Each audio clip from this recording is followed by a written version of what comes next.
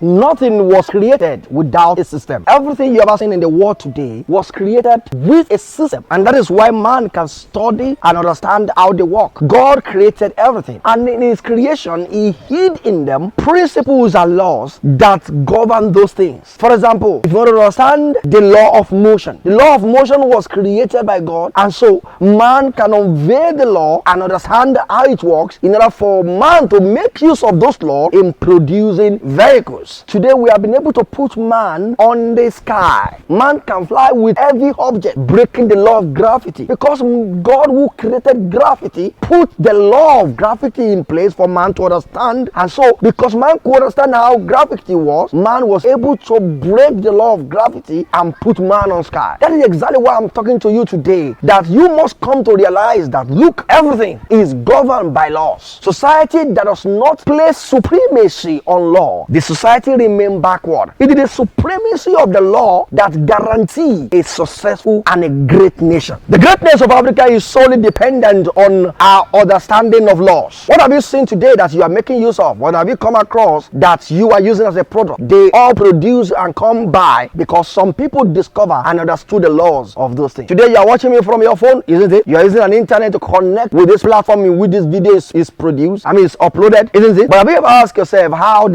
is this impossible? It is possible because somebody studied the laws. Today, my voice, my image can be captured and interpreted on the screen of your phone, of your laptop, on your TV, because somebody stood up and took it as a responsibility to understand what are the principles in which this thing can work. Africa, listen to me. And I'm talking to you particularly Christians. If we intend to become relevant in the next 10 years, if you don't want Christians to become something of a history in Africa and race, you must begin to teach your children these things. The only way we can preserve our faith is to let people know what God has created and how they can maximize the opportunity that God has given to man through understanding laws and principles. In solving our societal problem also, society that does not place supremacy on laws. When I talk about laws, I talk about those principles that govern things, how things work, what happened to us when we do this. These are laws that we need to bring to reality in our society. We need to begin to teach people from the pulpit to understand the supremacy of principles and laws above